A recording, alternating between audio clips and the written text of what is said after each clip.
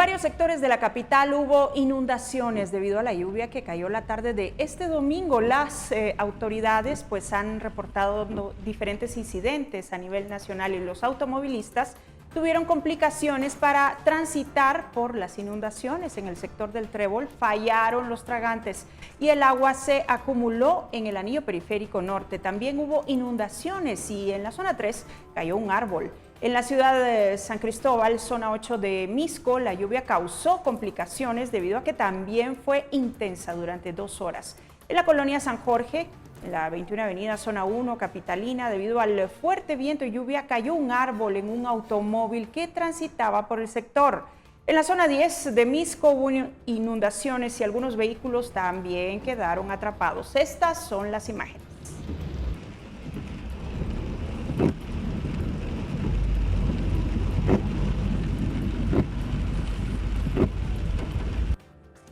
Buenas noches, bienvenidos a la edición dominical de Noticiero Guatevisión. Soy Alejandra Álvarez y como siempre es un gusto presentar las noticias más importantes del fin de semana. Ticalia Parada está con nosotros en la interpretación de lengua de señas. Vamos a nuestros titulares, comenzamos.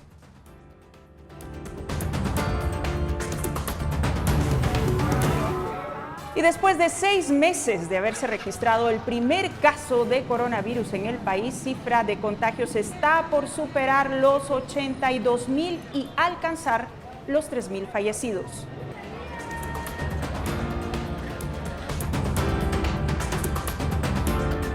Juez declara falta de mérito luego que la policía detuviera al periodista Sonny Figueroa bajo extrañas circunstancias. Figueroa publicó esta semana un artículo sobre los integrantes del centro de gobierno.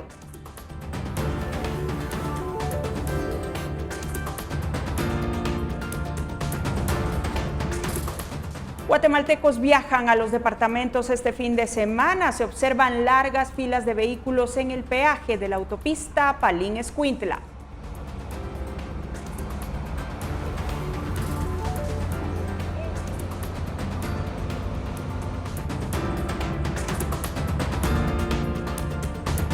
Se calcula que más de 100 toneladas de basura han sido arrastradas por la corriente del río Motagua en lo que va del año. Preocupa contaminación que afecta a pobladores de la cuenca. Le presentamos el reportaje.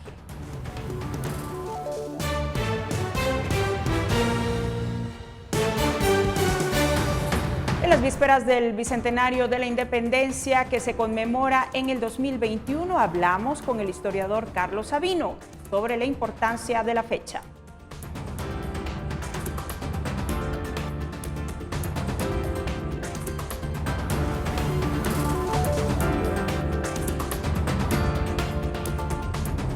Incendios forestales en la costa oeste de Estados Unidos han dejado unos 30 muertos. Autoridades locales acusan a Donald Trump de negar el cambio climático.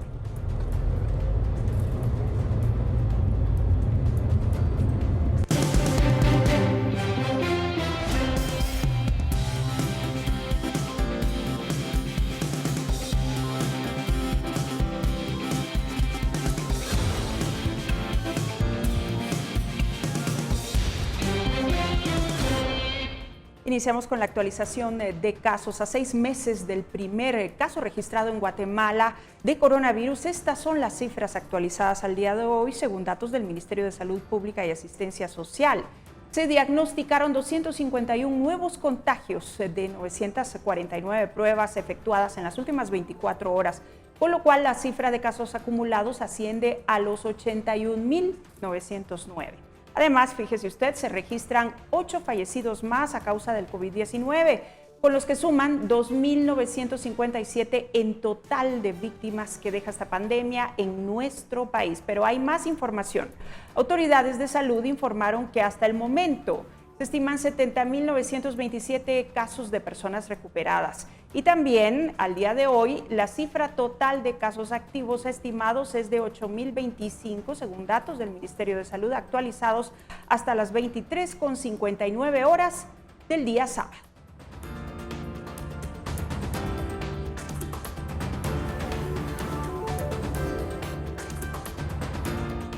Continuamos con más noticias. En un caso que llamó la atención este fin de semana y que generó varias reacciones, Les cuento que el Ministerio Público empezó a investigar a agentes de la Policía Nacional Civil por supuesta implantación de pruebas en contra del periodista Sonny Figueroa, a quien capturaron y señalaron de intentar sobornarlos con 100 quetzales. Agentes de la Policía Nacional Civil serán investigados por la Fiscalía de Delitos contra Periodistas del Ministerio Público por la captura e implantación de pruebas en contra del periodista Sonny Figueroa el viernes último. Figueroa fue detenido y trasladado a Torre de Tribunales, pero el comunicador ante un juez relató agresiones de policías, de un soldado del ejército y un civil cuando les pidió ayuda luego de ser asaltado en la Plaza de la Constitución, zona 1 de la ciudad de Guatemala. Saqué mi teléfono y al momento de sacar mi teléfono y estar escribiendo un mensaje, me pasaron robando mi teléfono. Como una acción, lo que hice fue seguir por pocos metros al ladrón y lo golpeé y lo boté. Sin embargo, cuando quise recuperar mi teléfono, otra persona que iba con él me golpeó por la espalda y me botó. El periodista indicó que llegó a la puerta del Palacio Nacional a pedir ayuda, pero no fue asistido. Después una persona le pegó en el rostro y los policías no lo ayudaron. Por la inacción discutieron y lo arrestaron según su relato. Cuando dije que yo era periodista, una persona, un civil, no podría decir si formaba parte de alguna institución de seguridad del país, empezó a insultarme, empezó a amenazarme y cuando yo le pregunté que cuál era su problema, me lanzó un golpe en el rostro, de este lado, me golpeó, casi caigo al piso y en ese momento les dije a los policías si iban a interceder y me dijeron, se empezaron a burlar de mí y fue cuando me dijeron que en ese momento yo sí necesitaba de las instituciones policiales cuando me afectaba. Figueroa reiteró que fue agredido y mostró sus lesiones en rodillas al juez. En el juzgado de turno, Figueroa aceptó que había ingerido bebidas alcohólicas y que discutió con los policías porque no le asistieron luego del asalto. El reportero dijo que un agente le ofreció ayudarle y que nada pasaría, pero fue consignado. El informe policial señaló que Figueroa cometió otra irregularidad. Según los policías, los intentó sobornar sacando un billete de 100 quetzales de la bolsa de enfrente de su pantalón. Ese señalamiento fue el que derribó la imputación de las fuerzas policiales. El Ministerio Público no creyó en esa versión porque el periodista estaba esposado con las manos hacia atrás y no tenía billetera luego del asalto. Nunca le cambiaron las esposas hacia adelante, sino que siempre estuvieron hacia atrás. En consecuencia, para esta representación es poco probable que una persona esposada con las manos hacia atrás haya acercado su mano hacia la bolsa delantera. El billete de 100 quetzales fue presentado por la policía ante las autoridades judiciales 14 horas después de la detención del periodista. El Ministerio Público sospecha que hubo implantación de prueba y por esa razón y otras incongruencias del caso, el juez absolvió a Figueroa y ordenó investigar a los policías. Sonny Armando Figueroa Alvarado, por el delito de cohecho activo, se le aplica la falta de médico con las siguientes medidas sustitutivas. Con imágenes de Esvin García, reportó Edwin Pitán. En otro tipo de información les cuento que autoridades y transportistas efectuaron un ensayo con vistas a la reactivación de buses extraurbanos con ruta hacia el occidente y se concluyó que hay avances, aunque también varias deficiencias. Según un informe preliminar divulgado por la Coprecovid, la verificación del cumplimiento de condiciones de bioseguridad en el transporte se llevó a cabo este fin de semana por la Comisión Presidencial de Atención a la Emergencia del COVID-19 y los Ministerios de Salud Pública y Asistencia Social. También estuvo presente representantes del Ministerio de Comunicaciones, así como la Municipalidad Capitalina, y participó la Procuraduría de los Derechos Humanos. Para el ensayo se colocó un área para inspección de normas sanitarias de las unidades en la 41 calle y 10ª avenida de la zona 8 de la capital, informó Héctor Flores, secretario general de la Municipalidad de Guatemala. Se efectuaron alrededor de 300 viajes de las rutas largas de Occidente. Esas son las imágenes. Primero de que nos preparáramos para tener los buses con sus calcomanías y con todo el protocolo que nos dijeron que tuviéramos para poder reactivar el transporte urbano. ¿Cómo están definiendo ahorita el distanciamiento dentro del bus? ¿Es una persona por sillón? ¿Cuál es la situación ahorita? Sí, nosotros le colocamos lo que es la calcomanías para tratar la manera que el distanciamiento y llevar las 27 personas, el 50% autorizado. ¿Cuántas son? Son 27 personas por autobús, dependiendo de la capacidad.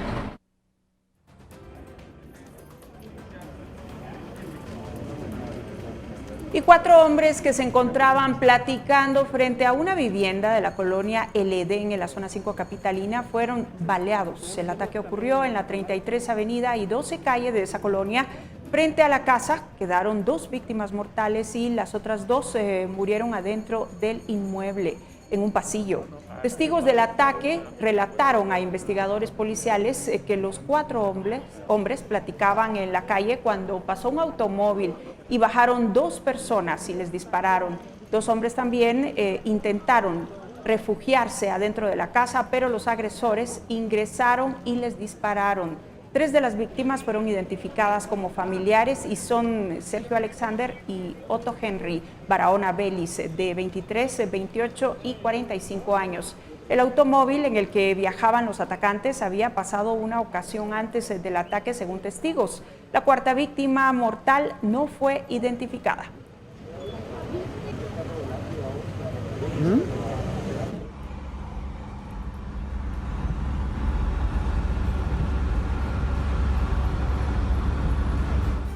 Y estas son imágenes captadas el sábado por la mañana, donde se logra observar cómo cientos de vehículos esperaban cruzar el peaje de la carretera Palín-Escuintla en busca de la parte sur del país. Durante la semana, el gobierno generó dudas sobre la movilización.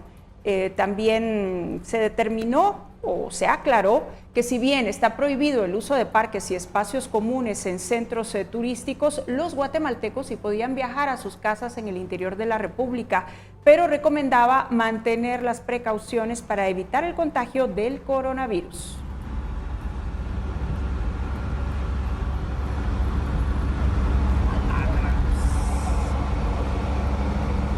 En noticias internacionales, autoridades locales de la costa oeste de Estados Unidos, devastada por incendios que han dejado al menos 30 muertos desde el principio del verano, acusaron este domingo a Donald Trump de negar el cambio climático un día antes de que el presidente visite California para evaluar los daños. Las imágenes son de este domingo por la mañana en el estado de Oregon, que ha tenido una de las peores partes en estos incendios para esas autoridades y muchos expertos.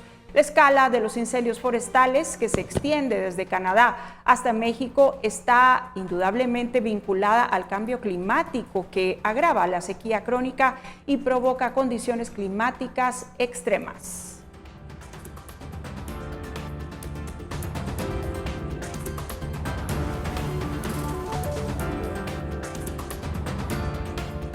En más noticias internacionales, las sangrientas protestas contra la violencia policial en Colombia se debilitaron este sábado luego de 4 días de muertos y caos en las principales ciudades del país por el deceso de un hombre a manos de uniformados que le propinaron un brutal castigo. En Bogotá, apenas unas 60 personas se concentraron frente a un puesto de policía del centro de la ciudad en rechazo a los excesos de la fuerza pública durante las jornadas de protesta.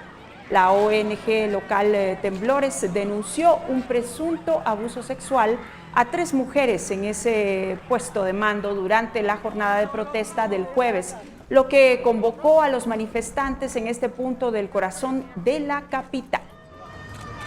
¡Violadores! ¡Violadores!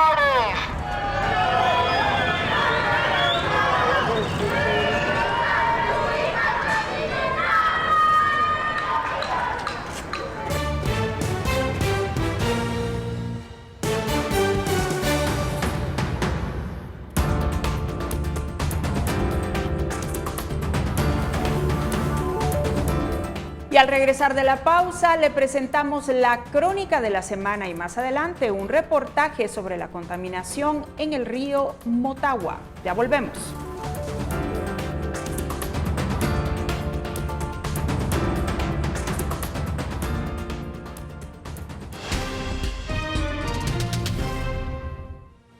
Bueno, ya estamos de regreso. Les cuento que a inicios del mes se conoció que el continente americano es el que presenta más casos de trabajadores de salud contagiados de coronavirus. Según la OPS, se han registrado unos 570,000 casos positivos entre personal de enfermería y médicos. Unos 2,500 no lograron superar el virus. Estos datos dejan en evidencia las debilidades en los sistemas de salud con poca capacitación al personal, fallos en protocolos de seguimiento e insuficiente equipo de protección. Mientras dure la pandemia, se hace necesario corregir los errores para fortalecer los sistemas de salud en todo el continente. Vamos a continuar ahora con la crónica de la semana, y es que, como usted sabe, diferentes hechos llamaron la atención. Por ejemplo, las lluvias, el anuncio de la reapertura del aeropuerto y fronteras y el cambio en las disposiciones de atención a pacientes de COVID-19 en los hospitales nacionales. Fueron algunas de estas noticias que marcaron la semana número 26 del coronavirus en el país. Lunes 7 de septiembre. La semana inició con lluvias. La Conred confirmó que hay más de 1.4 millones de personas afectadas en el país, cifra mayor a la registrada en la temporada 2019. Mientras el gobierno sostiene que el número de muertes por coronavirus en el país va a la baja, el promedio de fallecidos por día supera los 10 según el total de casos registrados en el último mes. Martes 8 de septiembre. Se reportan 15 casos de niños con síndrome inflamatorio multisistémico como secuela del coronavirus, padecimiento que puede ser mortal. Y el director de la Coprecovid informa que al mes de septiembre hay municipios en el occidente del país en los que no se han realizado pruebas de COVID-19. Estas son regiones con poco acceso a servicios de salud y altos índices de desnutrición, mientras que en el oriente Zacapa presenta una nueva ola de casos. Miércoles 9 de septiembre. El Ministerio de Salud Pública da a conocer que los hospitales nacionales retomarán actividades normales en atención a pacientes con otras enfermedades y las áreas de atención a pacientes con COVID-19 en el Parque de la Industria serán ampliadas. Jueves 10 de septiembre. El gobierno hace oficial la apertura de fronteras y habilitación del Aeropuerto Internacional La Aurora para la entrada de vuelos comerciales al país a partir del 18 de septiembre. Se deberán cumplir protocolos especiales. Viernes 11 de septiembre. Hay diferentes interpretaciones sobre las medidas gubernamentales en cuanto a la libertad de locomoción. La semana cerró superando los 80,000 casos de coronavirus en el país y reportando más de 2.900 fallecidos.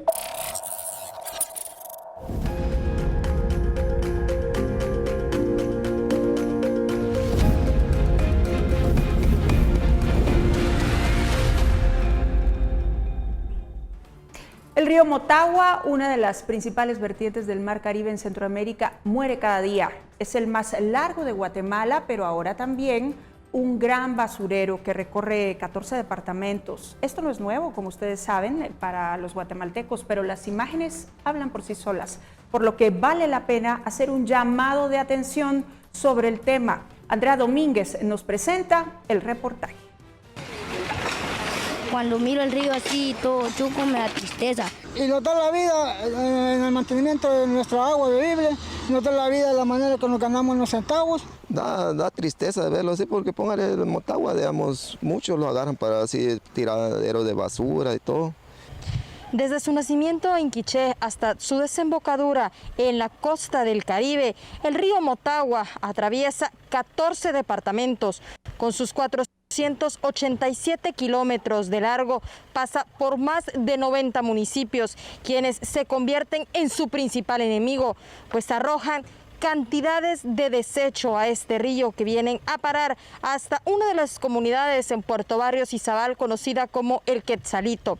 Toda esta basura ha sido arrastrada por este río y solo en lo que va del año ya van más de 100 toneladas que bastan para llenar más de 5 campos de fútbol. Con su imponente tamaño, este río, cuyas aguas se han pintado de café, es el más grande de Guatemala y también tiene la mayor cuenca, donde se concentra el 27% de la población del territorio y 12 de las 14 zonas de vida cuyos caudales ahora son de basura. Hemos nadado en las aguas porque la verdad este río es un río caudaloso. Es un río de caudal grande, en cuenta somos nacidos y crecidos en esta área. A lo largo de su tramo, que cruza montañas, pueblos y carreteras, arrastra toneladas de plástico, aluminio, duroport, residuos de madera y ahora hasta desechos sanitarios que deja la pandemia. Según los conocedores del área, esta basura llega al Motagua principalmente de dos ríos, el río Chinautla y Las Vacas, que en su paso por el basurero de la zona 3 en la ciudad de Guatemala arrastran más del 50% del total de los contaminantes. Mascarillas, se encuentran caretas, esa ha sido parte de los nuevos accesorios que hemos estado recogiendo en el río Motagua. Tan solo en una ocasión, una de las compañeras sacó una prueba de COVID, ¿verdad? Un hisopo que venía guardado. En algunos tramos el olor es fétido, pues se ha convertido en el desfogue de aguas negras y de la basura que se genera en los hogares. Pese a la contaminación, este río es una fuente de trabajo para decenas de personas que extraen arena de sus orillas. Algunos pobladores de los alrededores se han convertido en guardianes de los espacios, recolectando la basura, pero saben que deben hacerlo con precaución. Y nos da la vida en el mantenimiento de nuestra agua bebible, nos da la vida de la manera que nos ganamos los centavos y nos da todo bien. Da lástima como cuánta basura, nosotros traemos, la quitamos, la quemamos, pero no podemos con todo porque son miles, millones de basura que traen. Entonces para mí que deberíamos de poner un poquito más de atención y cuidado nosotros mismos, los seres humanos, de cuidar algo que es hermoso como es el Motagua. Meterlo así en lo sucio los afecta, que los da mucho hongo. Pero es que nosotros en ese tiempo no podemos trabajar. Da tristeza de verlo así porque póngale el Motagua, digamos, muchos lo agarran para así tiraderos de basura y todo. Y aquí quedan, póngale todo lo que tiran, lo que es envase o algo, quedan chayes ahí en la arena. Uno entre veces se afecta porque se corta, hay alambres y todo eso. Todo eso afecta bastante aquí. El Quetzalito es una comunidad que se encuentra al final de la desembocadura del río en Izabal. Sus habitantes también buscan beneficiarse del paso del río, pero los desechos pasan para luego terminar en las costas de Guatemala y Honduras. Lamentablemente, como no tenemos agua potable, este río pues es nuestra agua para bañarnos, se puede decir, ¿verdad? En este caso, pues lo que es ya para la bebida que utilizamos, ya es agua lluvia, ¿verdad? Entonces, y sí, también el río pues es nuestra pesca que utilizamos en el río también, ¿verdad? Y al ver tanta contaminación pues nos afecta tanto en la pesca, y lo otro es de que también nuestros hijos pues ven tanta contaminación y eso es lamentable, ¿verdad? En veces no podemos llenar agua cuando el río está chuco porque viene mucha contaminación, y lástima porque la naturaleza se está dañando. Todos los pececitos se pueden morir, por eso da lástima, va. Además del daño que se le causa a la flora, fauna y poblaciones, también está dañando aceleradamente el sistema arrecifal mesoamericano, el segundo arrecife más importante del mundo, y algo por lo cual Honduras amenaza con demandar a Guatemala. Aquí pasa el segundo arrecife más grande de Centroamérica. Aquí tenemos manglar y una serie de especies acuáticas que con la llegada de este realmente plástico que llega en general a la bahía, pues se sigue contaminando. Se está planteando entre los alcaldes del Golfo de Honduras, de donde Puerto Barrios es miembro, una demanda ante el gobierno de Guatemala ante el Tribunal de la Haya. Eso se ha venido hablando, se ha parado porque el gobierno de Guatemala ha hecho algunas cosas que han logrado que la basura deje de venir. Nosotros como municipio, en el Consejo Municipal, en punto de acta hubo una resolución donde estamos realmente multando con 500 quetzales a cada persona que tire la basura al río. Ante ello, el gobierno de Guatemala ha comenzado a tomar medidas como la colocación de biobardas, así como un centro de acopio donde cientos de toneladas de desechos son clasificados día a día. Tenemos un sistema de retención de los desechos sólidos, lo sacamos a través de bandas y tenemos una disposición final allá al fondo. Ahí hemos logrado recolectar aproximadamente 140 toneladas de basura. Aunque estas acciones pueden considerarse preventivas, solo atacan parte del problema, pues los desechos llegan desde municipios y departamentos río arriba. Algunas alcaldías, como la de Teculután-Zacapa, buscan dirigir sus recursos a concretar proyectos que puedan contribuir a salvar este afluente, pero hacen falta más esfuerzos. Nos vamos a enfocar única y exclusivamente en plantas de tratamiento. Queremos poner un granito de arena. Yo sé que no es suficiente porque nosotros somos los que menos contaminamos. La contaminación más grande del río Motagua viene de lo que es la capital. Yo nací aquí, yo soy nacido en esta tierra. Yo aprendí a nadar en las aguas del río Motagua. Y antes utilizábamos las aguas para nuestros animales, para regar nuestras plantas, incluso para lavar nuestra ropa y para cocinar lo usaban nuestros antepasados. Pero hoy por hoy las aguas del río Motagua no sirven ni siquiera para que los animales puedan brevar. Mientras los gobernadores buscan leyes que se puedan implementar para lograr acabar de raíz con este problema que afecta no solo a este río, sino a todos los del país.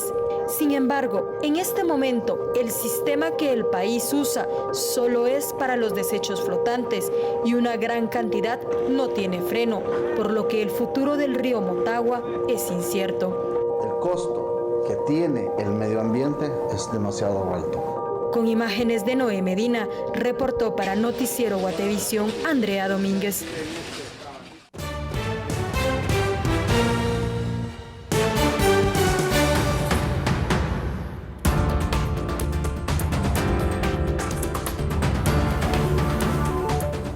Al volver hablamos con el historiador Carlos Sabino sobre las vísperas del Bicentenario de Independencia. Quédese con nosotros.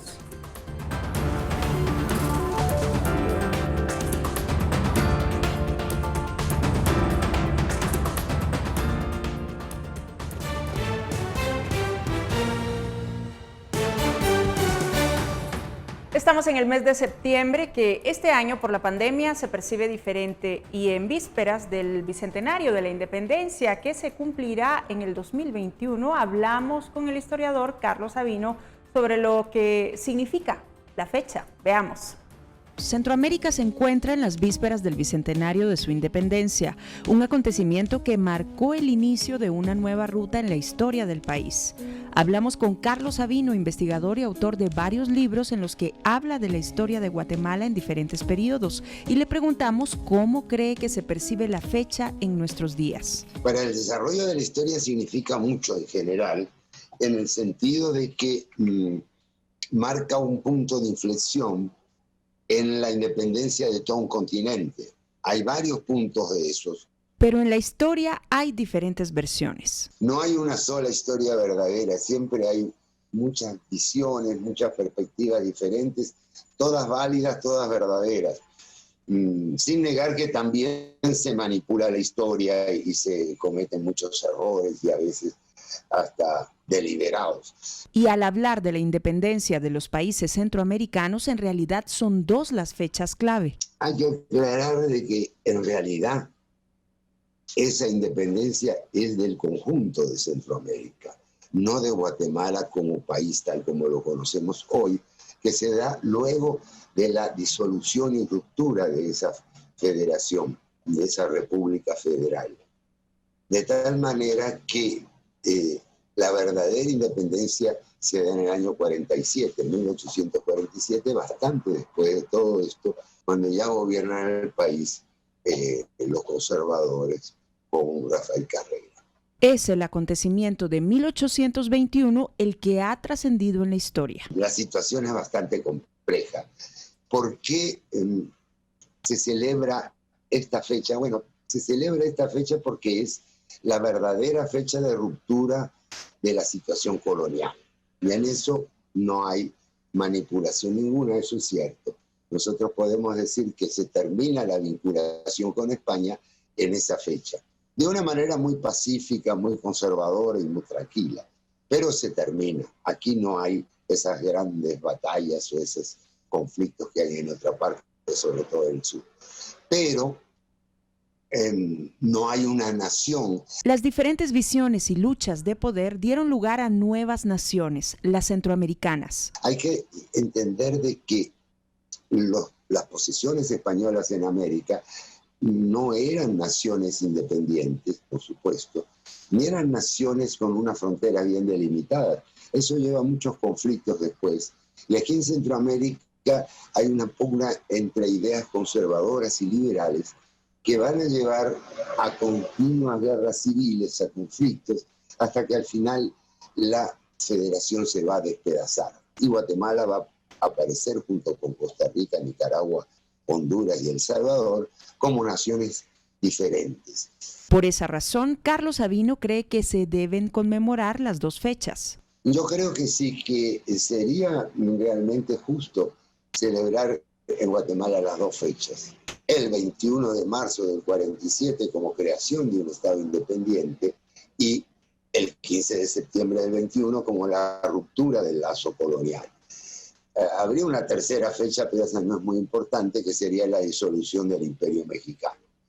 En todo caso, lo que sucedió fue que después de ese periodo conservador vienen los liberales y de alguna manera han tratado de obviar el papel de Carrera, que fue importante en la consolidación de un pequeño Estado nacional frente al Estado confederal más grande que existía antes. Pero en todo caso yo creo que sería justo reconocer los méritos de ambas situaciones. La pregunta es, ¿cuál es la herencia de la independencia 200 años después? No, la herencia de que somos pequeñas naciones independientes, las 5, lo cual es un problema en el mundo moderno porque instiga de algún modo el intervencionismo armado durante el siglo XIX y político, ideológico, hasta la actualidad.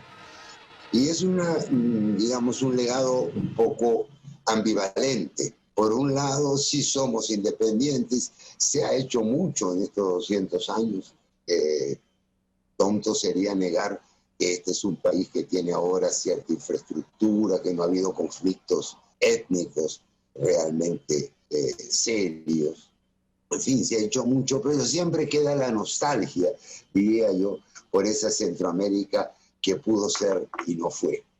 Lamentablemente los esfuerzos de unificación, de centralización, han hecho de unificación, de recrear un poco una federación o una confederación, a mi juicio han sido mal encarados y entonces nunca se ha logrado eso y ahí está esa nostalgia de que somos centroamericanos, pero realmente no vivimos como centroamericanos. En todo caso, Guatemala es un país que se sigue construyendo. Yo lo definiría como un país que se tuvo que hacer prácticamente de la nada. Y eso es el mérito de todas las generaciones que han ido construyendo algo. Desde el punto de vista político, bueno, allá tenemos instituciones que van funcionando cada vez mejor. Si las comparamos en periodos de a 50 años, digamos, ¿no? Puede haber retrocesos y los ha habido bastantes.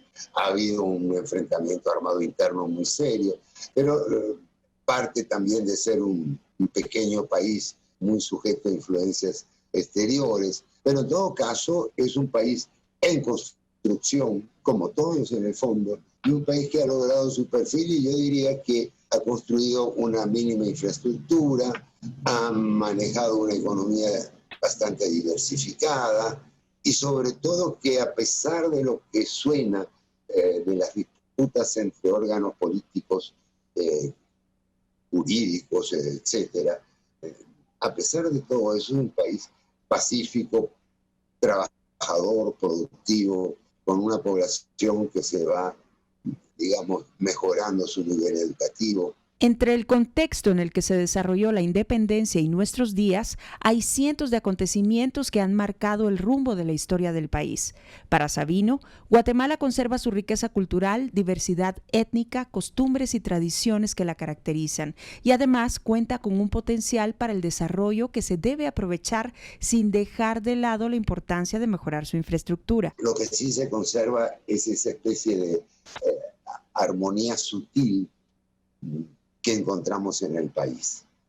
Y una vocación también por las libertades, por la democracia. Este es un país que realmente trató de ser una república liberal y democrática desde hace 200 años. Nunca lo ha logrado del todo, pero todavía ese es nuestro ideal y ese es un capital moral e intelectual que tenemos. En Guatemala, las personas celebran el 15 de septiembre, la fecha que fue aprendida en los años escolares, y lo hacen a su forma. Pero este año la pandemia deja las actividades en suspenso. Hasta ahora, debido a la situación en que estamos en este momento, no hay mucho ambiente de celebración, pero hay que recordar que Guatemala es un país que se enorgullece en cierta medida de esa ruptura colonial. Recuerdo muy bien como extranjero la sorpresa que me causó a mí ver la marcha de las antorchas que hacen colegios y grupos humanos de todo tipo. En fin, creo que tenemos que ir preparando el terreno. Para Sabino, la fecha en realidad es para reflexionar. La fecha yo considero que es para recordar. Me parece muy bien que estemos anticipando a la gente esta situación, esta idea de que llevamos 200 años, porque, bueno, es una cifra, como todas estas cifras, los centenarios, los 200 años, son cifras que, digamos, llevan un poco a una reflexión, ¿verdad? Son puntos de inflexión que nosotros construimos los seres humanos, pero que de todas maneras son momentos, digamos, atractivos para una reflexión serena. Una reflexión que debe hacer un repaso a la historia de quiénes somos y hacia dónde vamos como país.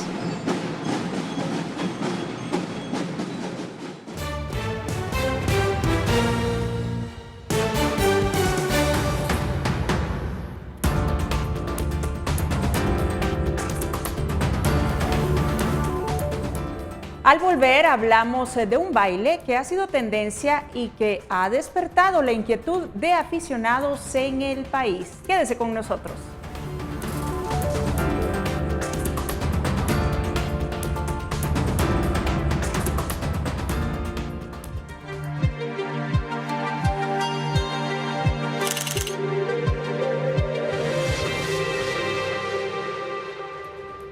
Seguimos con más historias. Todo inició con un concurso que despertó la inquietud de varios aficionados al baile. En el ente de domingo te los presentamos. El break significa, la música, bailar. 1, 2, familia. Y 3, admiración. Y triunfo, porque para mí el tener un hogar, mis hijas, para mí es un triunfo ahora.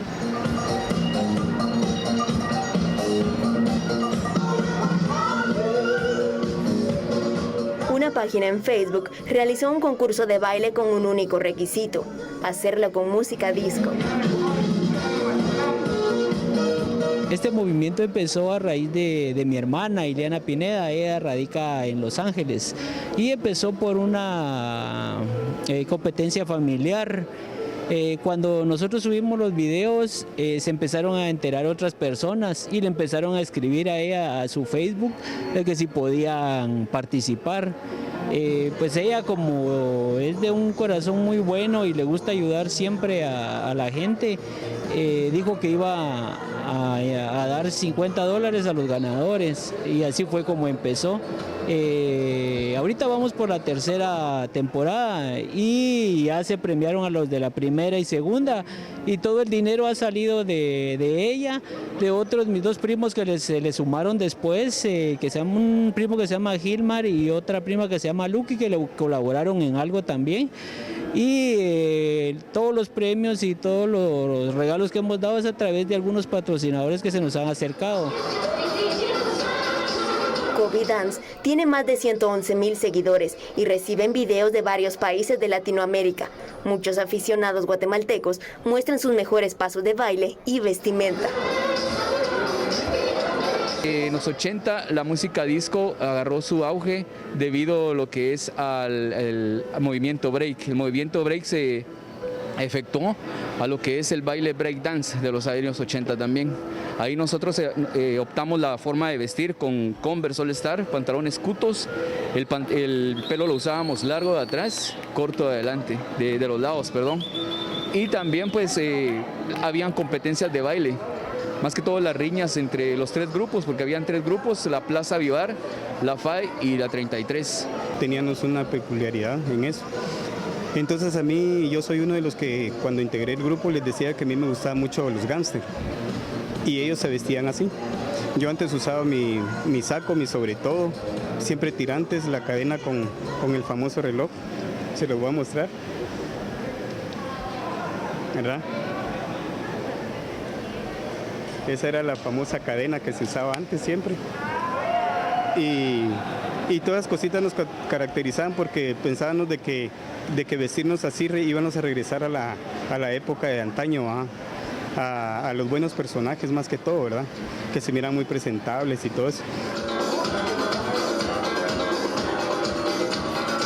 A muchos les recordó los años de discotecas rodantes y la época de los breaks, pertenecientes a barrios populares de la ciudad de Guatemala, donde se formaron movimientos de rock y hip hop que predominan hasta el momento. La tradición de baile con la música disco y break, en muchos casos, es de familia, y otros han encontrado familia en sus compañeros de grupo. Mi mamá siempre tiene amigos en la Plaza Vivar, que siempre se reunían acá.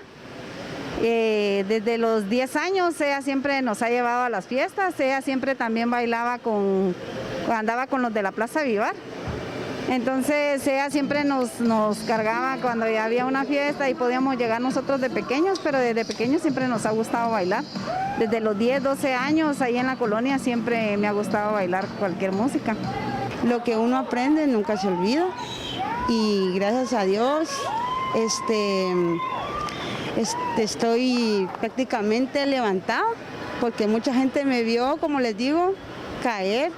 Yo vivía en las calles y toda esa experiencia ha hecho de que me siento orgullosa de lo que soy. Yo empezaba a ver cómo era el movimiento cuando hacían las famosas ruedas, quiénes se metían, quiénes no, cómo era la competencia y era tan difícil poderlas aprender y desde ese momento cuando yo vi que gente se aglomeraban para poder bailar, decía wow, yo tengo que aprender, ¿verdad? Y poco a poco viendo los pasos de todos fue que empecé a aprender a bailar esta clase de música. Tal vez no la bailamos perfectamente, ¿verdad? Pero es una pasión que nos trae, ¿va?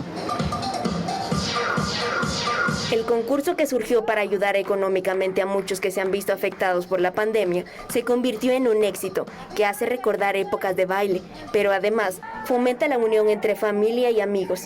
Para Noticiero Guatevisión, María José España, Esvin García y María René Barrientos.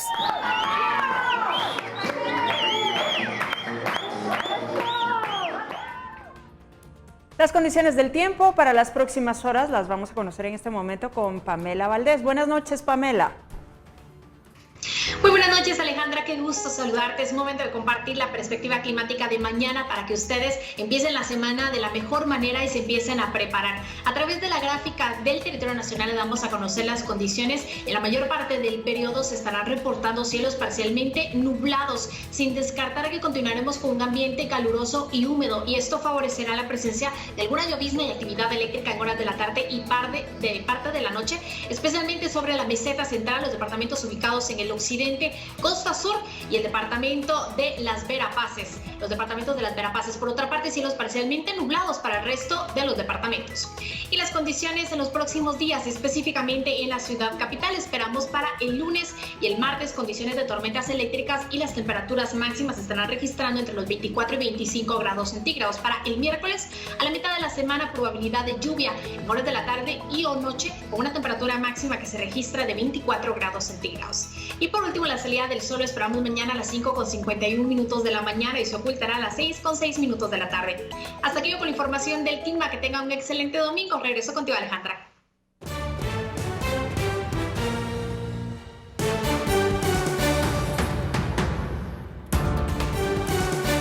Hoy en nuestra sección de cultura, Pablo Juárez nos trae la historia de una cantante y compositora guatemalteca cuya voz ha trascendido fronteras al cantar con diferentes artistas internacionales. Esta es la nota.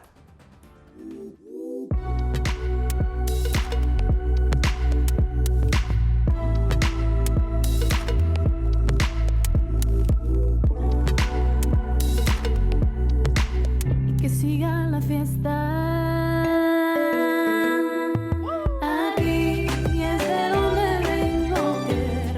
Michelle Walter Palmieri es una cantautora guatemalteca, graduada del Berklee College of Music quien actualmente reside en Nueva York y ha recorrido el mundo gracias a su versatilidad vocal. Además, ha compartido escenario como corista con artistas como Juan Luis Guerra, John Secada y Manuel Mijares.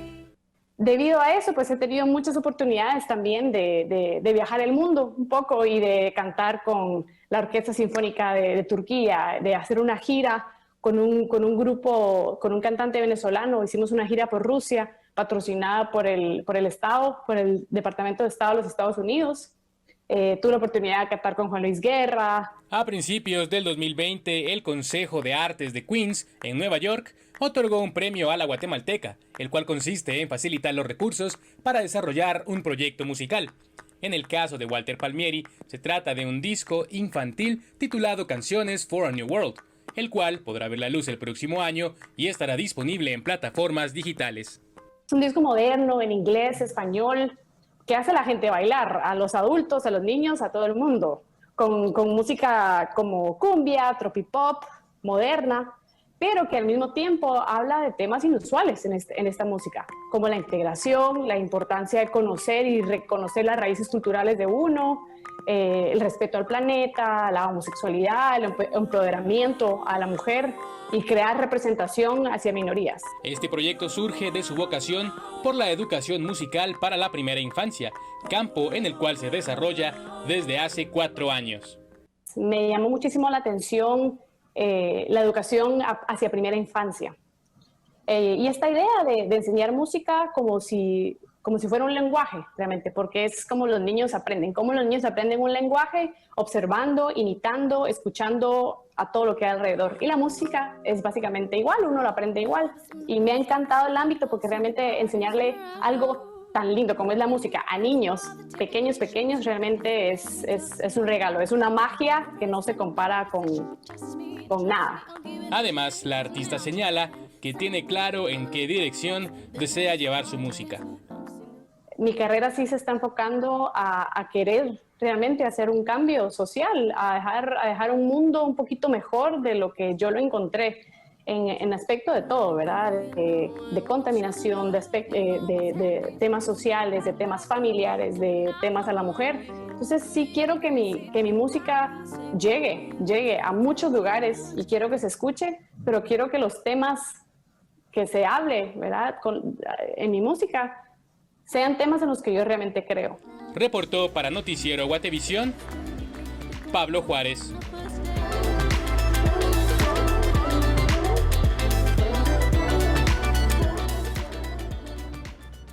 Y es así como llegamos al final de la edición dominical de Noticiero Guatevisión. Muchas gracias por su sintonía. Nos despedimos con los colores de Guatemala. Hoy vemos el azul representado en imágenes de nuestra cultura y paisajes. Imágenes, por cierto, de nuestro equipo de fotoperiodistas. Le invitamos a seguir el especial que se publica todos los domingos del mes en Revista de Prensa Libre. Recuerde, buenas noches, que descansen y buen inicio de semana.